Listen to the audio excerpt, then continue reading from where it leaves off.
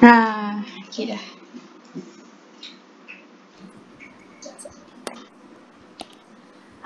Assalamualaikum dan selamat sejahtera kepada Prof Mas dan rakan-rakan yang saya kasih sekalian. Hari ini kami dari Bulan 4 akan menerangkan tentang Chapter 4 iaitu The Classical School, Rational Choice and Individualistic Explanation of Delinquency. Hari ini kami akan present dalam bahasa Melayu macam last week. So, kumpulan kami kumpulan kami terdiri daripada saya sendiri, Nur Syaziana Dana dan Nur Syamimi. Kalau saya cakap laju ke apa ke, saya minta maaf sebabnya chapter 4 ni panjang dan banyak, so saya kena cepat. Makan masa group lain nak present. Saya akan memulakan pembentangan pada hari ini dengan apa yang dimaksudkan dengan perlakuan jenayah dan delinkuensi sebelum abad ke-19. Penerangan tentang jenayah dan delinkuensi ini dia based on konsep kehendak bebas manusia. Orang berjenayah sebagai something daripada perbuatan jenayah tu, macam dapat keuntungan. Contoh kalau mencuri. Kalau mencuri kita dapat duit. So kat situ dia nampak yang buat crime ni, time tu dia tak nampak pun rugi, dia nampak keuntungan saja pada waktu tu lah. So jadi pada waktu tu cara nak elakkan atau mengurangkan jenayah kita buat jenayah tu jadi tak beruntung. Contoh bila kita mencuri. Daripada kesan mencuri tu kita masuk penjara ataupun kena hukuman yang tertentu. Kriminologi zaman sekarang beranggapan cara pemikiran ini adalah cara pemikiran classical school. Dalam classical school ni dia tak membezakan di antara penjenayah dengan juvenile.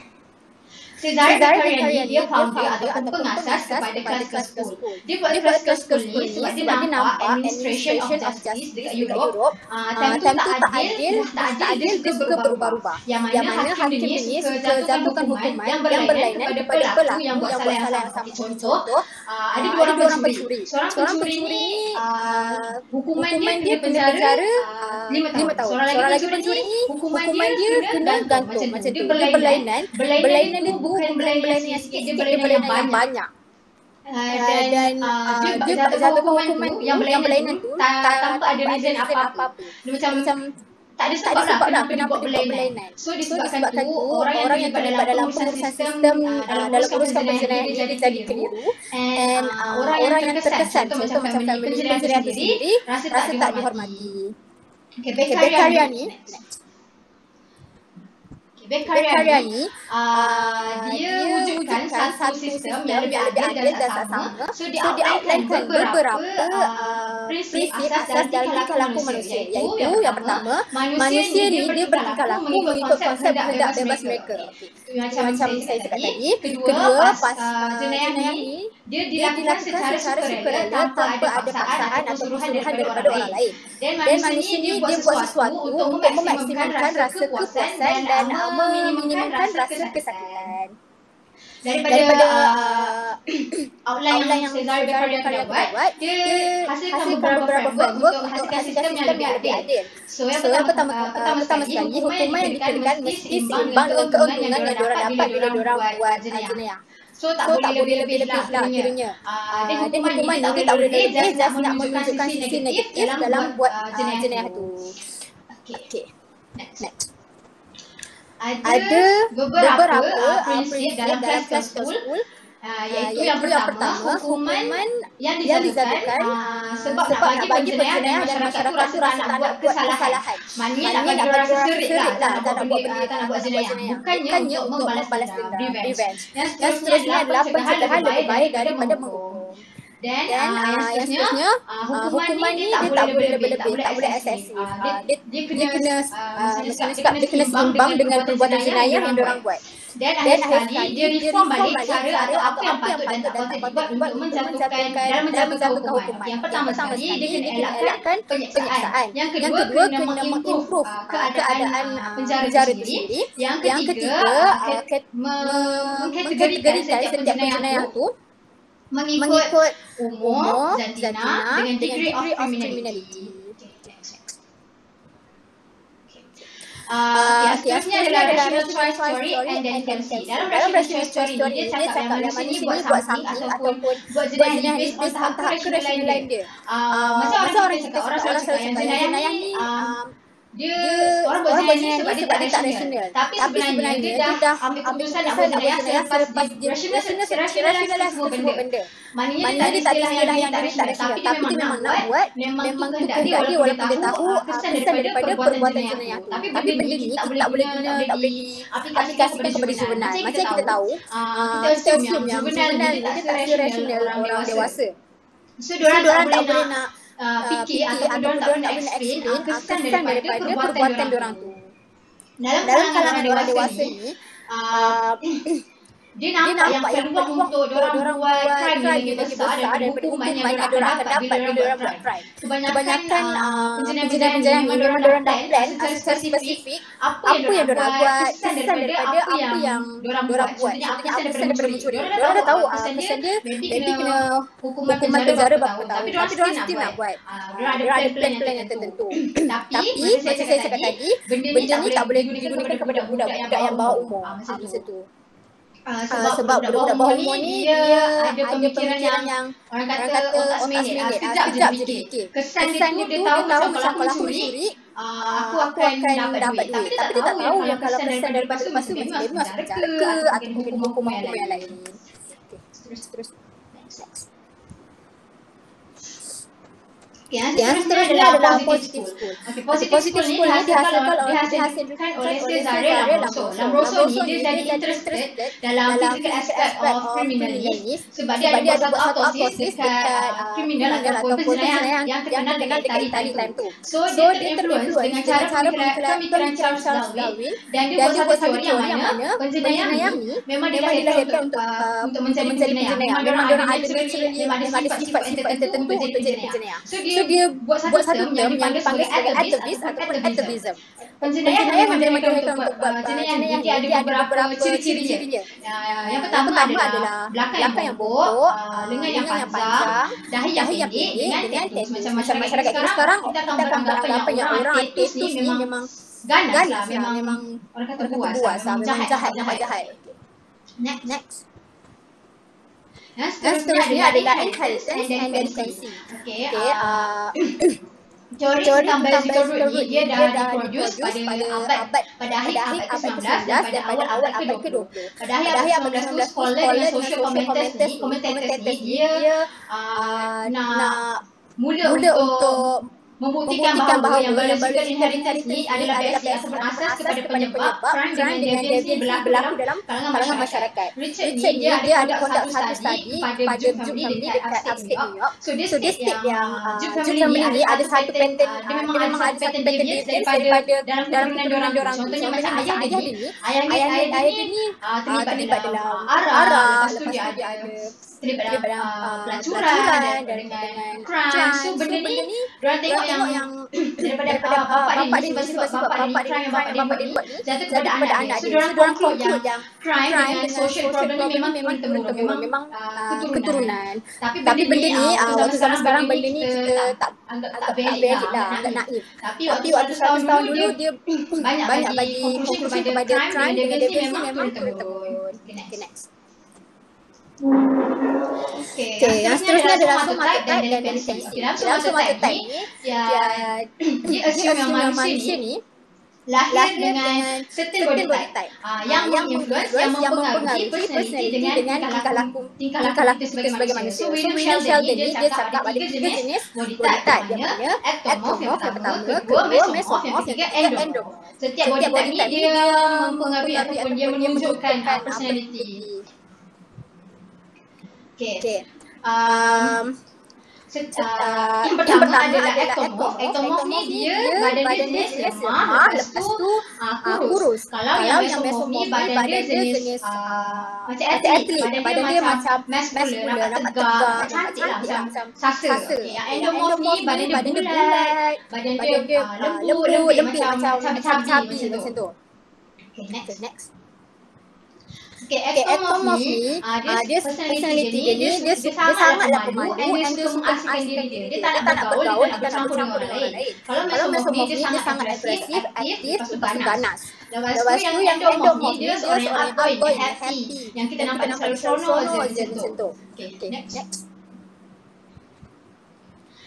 Seterusnya adalah Sheldon ni dia study body type dalam kalangan orang yang buat dari konsi. So dia buat dekat penduduk institution dekat Boston yang dipanggil sebagai Haddon got good will in. So dia conclude yang typical body type untuk orang dari sini adalah Mesomorph. So macam kita tahu tadi, Mesomorph ni orang yang agresif, aktif dan ganas. So diorang mulai nak buat defense. Macam diorang nampak macam mana sekarang saya nampak patutlah dia buat defense. Badan dia nampak macam tegak, nampak macam kuat, macam ganas. Seorang nak lawan dia macam tu. Lepas tu dia group ni dia conduct benda yang sama. Dia buat satu study yang sama. Tapi dia tak buat untuk body type saja. Dia buat juga untuk personality score dengan karakter social. So dia conclude benda yang sama juga. Dia kata orang yang dari kualiti ni kebanyakannya dia punya body type adalah Mesomorph. Manakala orang yang ni body type dia Ectomorph. Next. Dan seterusnya ni sambungan daripada inheritance dan dari versi yang tadi tu, tapi ni study yang baru lah. So dalam study yang baru ni dia conduct kepada twins. So dia buat dekat Scandinavian Society. Yang study dekat twin ni dia dianggap lebih tepat, lebih precise sebab dia based on blood analysis berbanding dengan appearance saja. Lepas tu dalam research ni dia cakap yang monozygotic twins or MZ twin ni dia identical twins yang sama dari segi jantina, daripada segi blood, daripada segi jantina, daripada segi blood, yang kembar sekiras. Dia lagi tinggi dalam perbuatan dari versi berbanding dengan fraternal twins ni atau dipanggil sebagai DZ twin dia yang tak sama, yang maybe jantina dia seorang lelaki, seorang perempuan ataupun blood type dia berbeza macam tu. Dalam research ni juga cakap yang twin ni dia tak banyak dalam versi tapi dia banyak dalam buat crimes.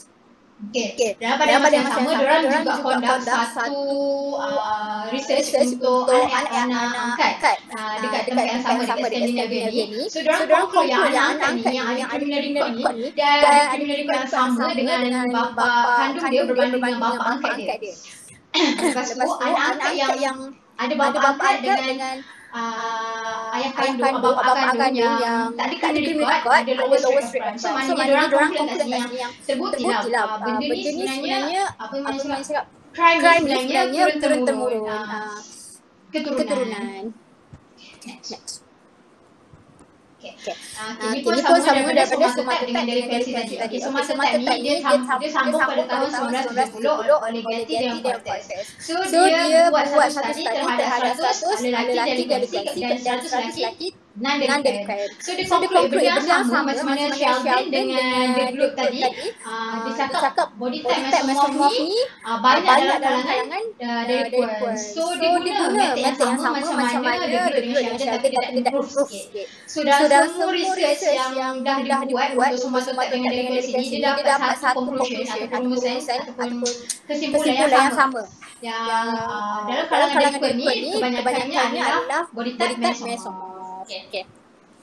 Yang akhir sekali untuk bahagian saya.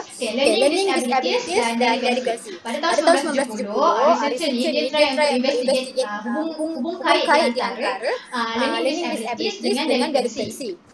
So researcher ni dia conclude yang ada dua avenues ataupun ada dua keadaan yang mana delegacy dengan learning disability ni ada hubung kait. Yang pertama adalah directly. Budak-budak yang ada disability ni dia ada dia macam susah nak get along atau susah nak masuk dengan budak-budak yang normal lain, termasuk cikgu dengan orang-orang dewasa yang lain. So diorang macam tak banyak belajar daripada pengalaman diorang. So diorang daripada pengalaman diorang macam budak-budak biasa yang lain lah. So diorang ter-expose kededah untuk repeat kesalahan yang sama macam diorang pernah buat sebelum ni. Bila dia repeat kesalahan sama berulang-ulang benda tu akan jadi makin besar.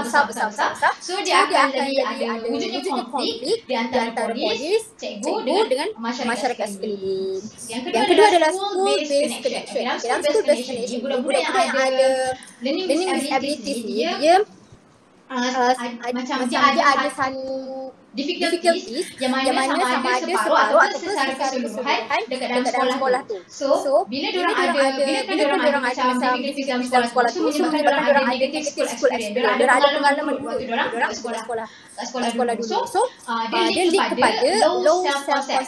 Diorang tak yakin dengan diri diorang sebabkan diorang punya kekurangan, and diorang rasa secure dengan diorang. So dia akan juga mempengaruhi cara diorang nak handle diorang punya akademik.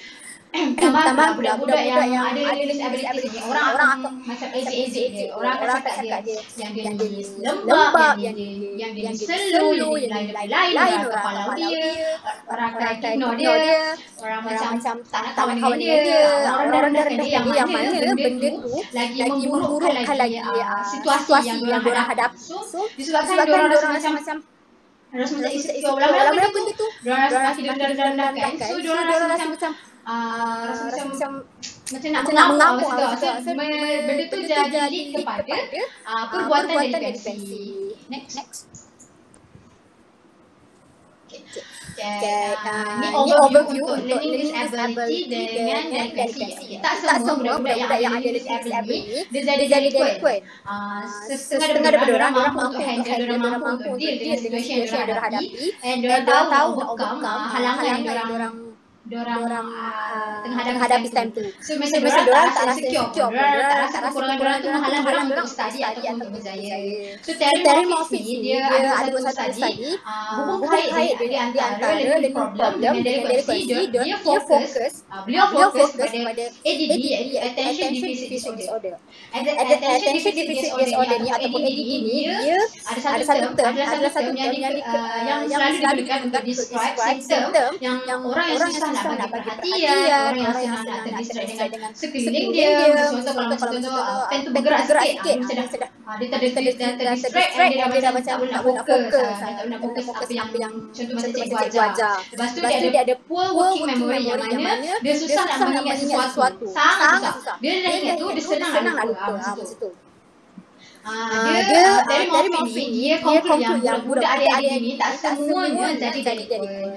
Potential untuk budak-budak yang ada learning disability ni nak dapat negative impact, untuk kita nak kurangkan diorang dapat negative impact ni, kita kena adakan satu environment yang positif untuk budak-budak yang ada learning disability. Itu saja daripada saya serahkan kepada pembentang yang seterusnya. Mute apa ni?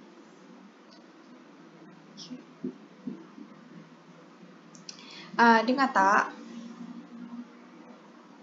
Dengar. Okay. So, saya teruskan pembentangan ni dengan satu topik seterusnya, iaitu conditionability and delinquency. Okay, ada seorang ahli psikobiologis dekat British yang bernama Hans Isaac. Okay, dia berpandangan bahawa setengah individu yang ada masalah delinquency ni, diorang ni memang dilahirkan ada masalah autonomic nervous system, iaitu diorang lambat untuk faham keadaan sekeliling, lambat untuk bertindak balas dengan keadaan sekeliling. Okay. Dia ni tend untuk bertingkah laku berlebihan daripada kanak-kanak biasa yang lain. Okay, contohnya lah, dia macam macam tiba-tiba dalam situasi tu dia macam terover. Lepas tu dia macam pelik, kenapa orang bagi dia reaction yang macam kurang memberangsangkan, macam tak bagi dia reaction macam apa yang dia nak. Tapi sebenarnya dia tak sedar yang perbuatan dia tu sebenarnya macam tak menyenangkan orang lain lah, macam tu. So, isu ni akan membuatkan seseorang kanak-kanak tu bila dia besar nanti, keupayaan dia untuk bersosial dengan orang lain tu tak berkembang. Kiranya bila dia besar nanti, dia tak dapat bersosial dengan orang lain dengan baik berbanding dengan kanak-kanak yang biasa yang lain lah. Okay, so seterusnya penjelasan yang lebih mendalam tentang isu ni, Isaac ni dia berpandangan juga bahawa kanak-kanak yang ada masalah ni, personality diorang adalah extrovert. Sebabnya diorang tend to tingkah laku diorang tu tend untuk bertingkah laku berlebihan lah daripada orang lain. Okay, saya bagi satu contoh lah. Contohnya dekat dalam kelas tu ada seorang budak ni dia nakal, dia bising. Time cikgu ajar dia tak fokus, dia kacau kawan-kawan dia apa semua. Lepas tu cikgu dia marah dia. Cikgu dia denda dia sebab tingkah laku dia tu lah. Tapi dia tak faham kenapa dia kena denda. Dia rasa apa yang dia buat tu betul lah macam tu. So sebenarnya dekat sini dia rasa dia tak dapat perhatian daripada cikgu dia, daripada kawan-kawan dia. Dia rasa macam dia nakkan attention tu. Sebab tu dia rasa macam dia rasa dia tak salah pun bising dalam kelas apa semua sebab kan dia nak attention tu. Tapi malangnya cikgu dia denda dia. Cikgu dia macam kiranya dia tak dapat lah attention yang dia nak tu. Maksudnya dekat sini dia tak faham situasi tu bahawa cikgu dia tengah mengajar, sepatutnya dia diam lah dan dia fokus. Macam tu. Dia kurang macam tu.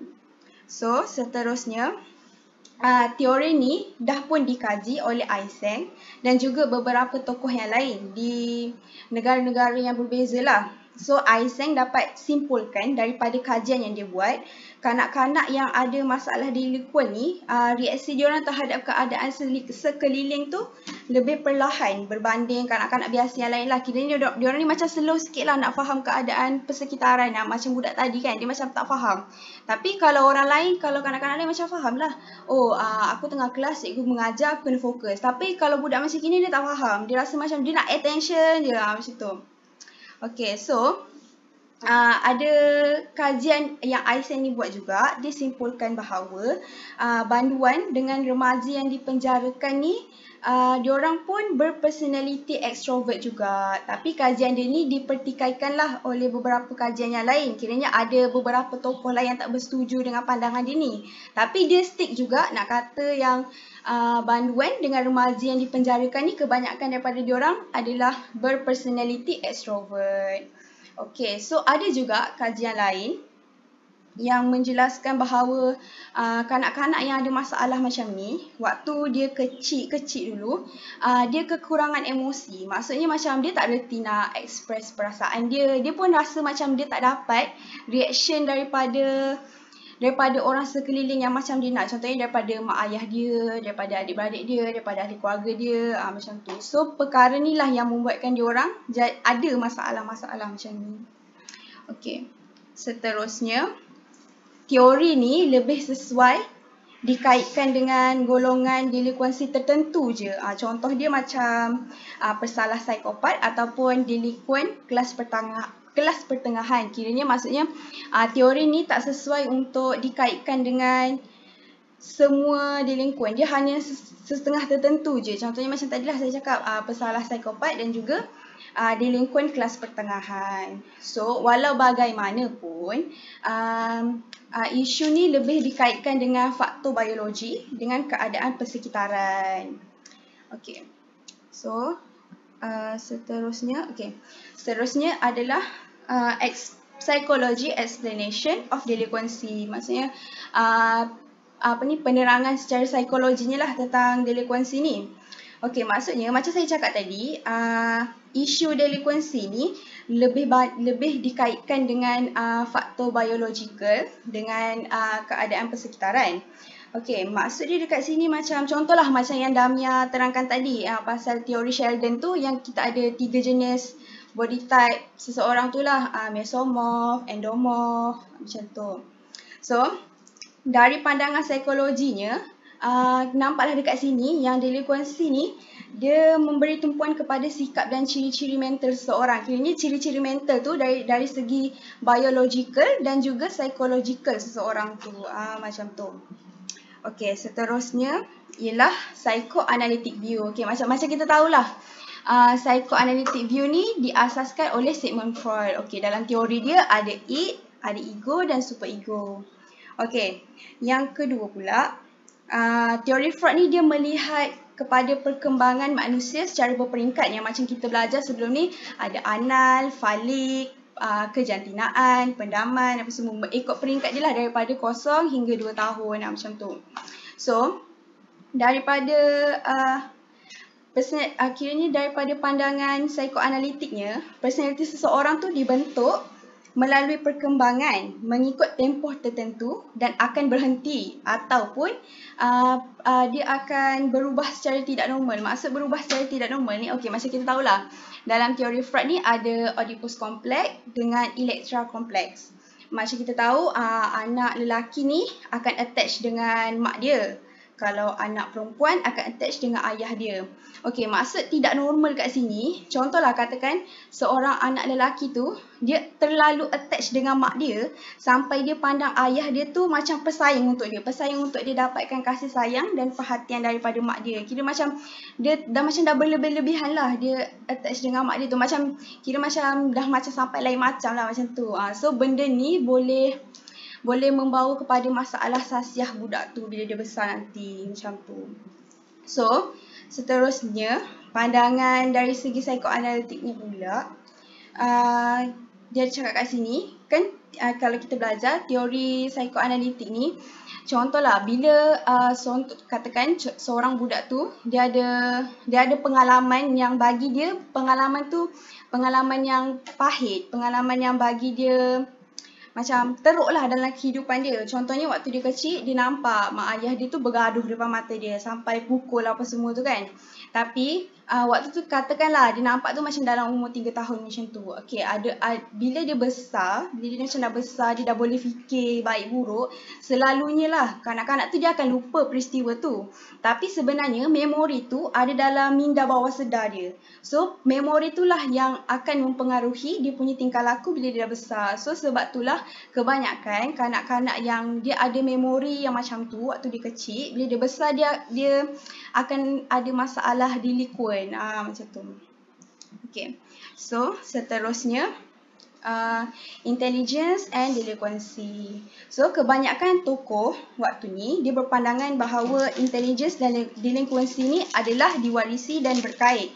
Maksudnya kat sini macam Dami terangkan tadi, keluarga Juk. Kan dia kata ayah dia ni minum arak apa semua, mabuk-mabuk. Lepas tu anak dia pun ada masalah yang macam tu juga. So kiranya perkara ni dia diwarisi lah, kiranya berketurunan lah maksudnya.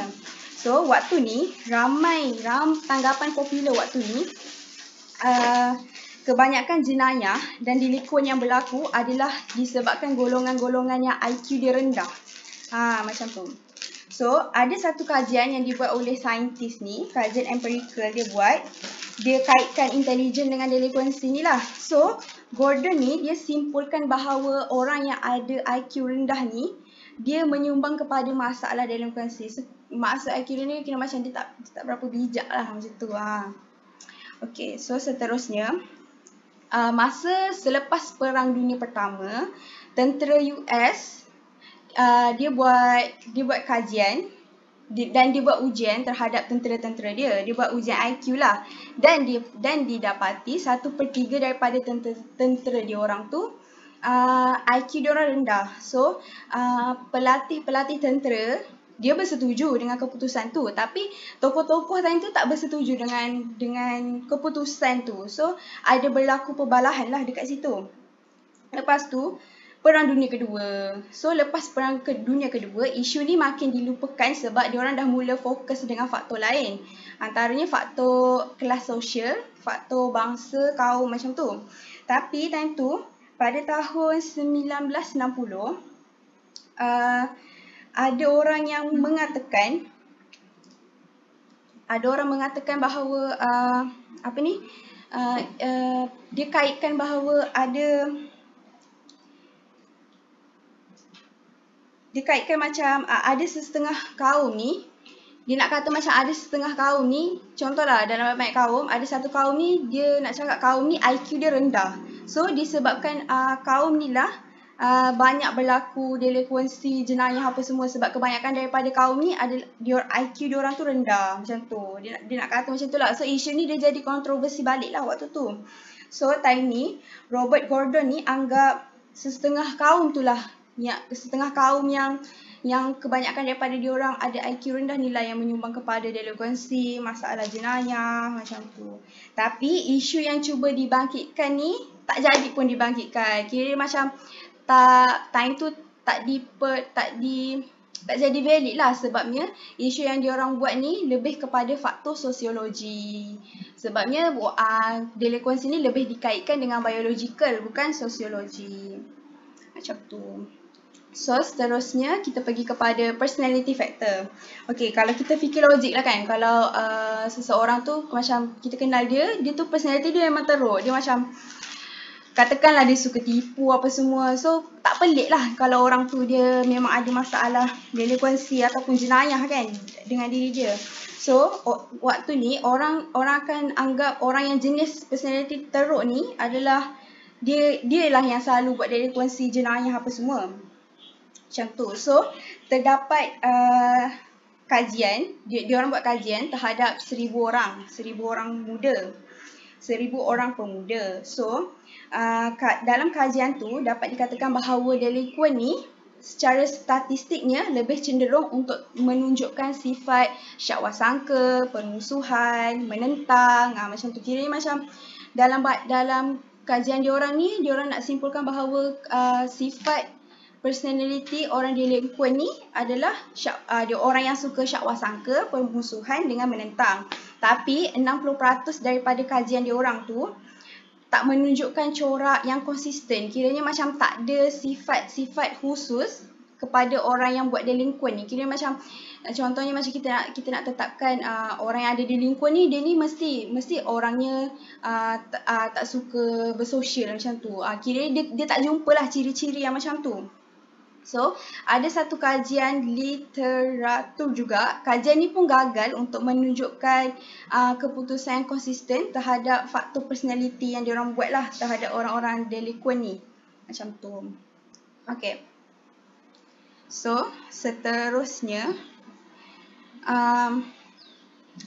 disebabkan personality factor tu tak menunjukkan keputusan yang konsisten. So, diorang gunakan untuk konsep personality psikopat. So, kat sini, dari segi istilahnya, psikopat ni adalah keganasan. Tapi dari segi klinikalnya, psikopat ni tak pun menunjukkan keganasan, walaupun keganasan tu ada sebahagian daripada tingkah laku orang yang ada psikopat ni.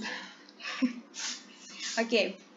So, ciri-ciri orang yang ada psikopat ni, dia lebih mementingkan diri sendiri dan dia suka buat perkara hanya untuk memuaskan diri dia sendiri je. Kiranya dia buat tak fikir orang lain lah. Dia tak fikir perasaan orang lain. Dia tak fikir kesusahan orang lain bila dia buat sesuatu tu. Macam tu. So, ada juga kajian diorang buat terhadap orang yang ada psikopat ni. Dan diorang jumpa lebih daripada 50 sifat yang dikaitkan dengan psikopat ni. Macam tu. So, kesimpulan dia dekat sini, pengaruh biologi dan psikologikal terhadap delinquency ni beralih kepada perkembangan tingkah laku seseorang tu, iaitu faktor biologikal dengan faktor psikologikal seseorang tu dari semasa ke semasa. Dia dibentuk dari semasa ke semasa lah, bergantung kepada persekitaran orang tu dengan keturunan dia, biologikal dia, macam tu. So, sekian sahaja daripada kami. Ada apa-apa soalan tak? Nak tanya? Ada. Kalau tak ada, kami bagi soalan. Kalau ada ke Aminah? Ada soalan? Tak ada. Okey. Kalau tak ada soalan, kita nak bagi soalan. Kita ada 3 soalan. Dan siapa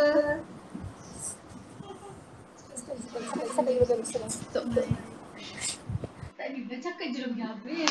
Okey, siapa yang boleh jawab soalan ni, kita orang ada hadiah dan duit raya. Okey lagi. Okey, soalan yang pertama.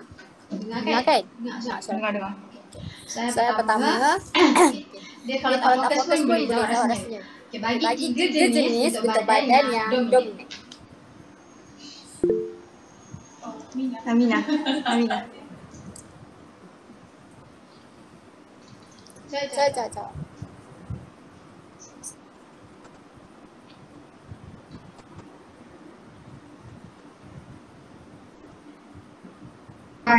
Jawab Ectomorph, mesomorph dan endomorph. Betul. Betul. Nanti kita hadiah. Tahu.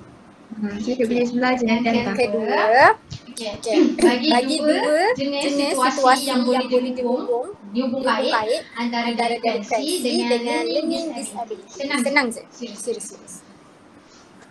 Ada kat Ada kat slide. slide.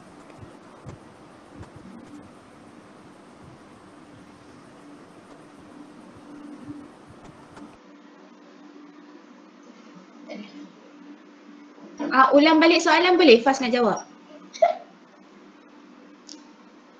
Ulang balik soalan. Bagi dua situasi. Buka mic. Buka mic. Dah lah. Tak ni. Hello.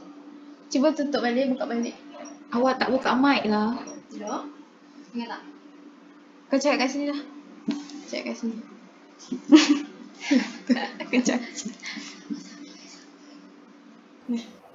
Bagi Kan.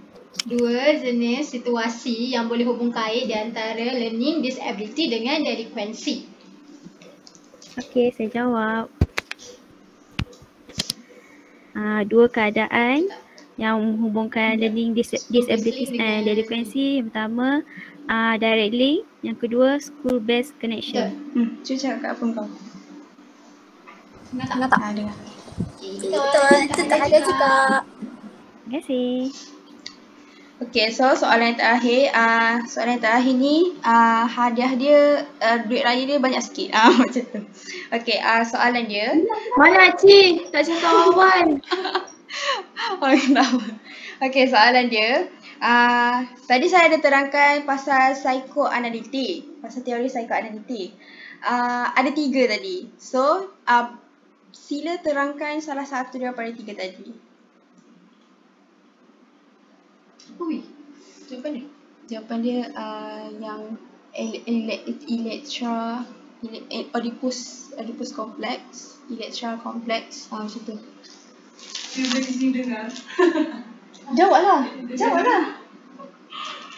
Tak ada siapa nak jawab ke? Duit raya banyak ni. Cakap lah, bagi hint macam. Dah saya jawab. Dengar ke? Dengar. Salah satu yang daripada teori psikoanalitik adalah manusia ni dia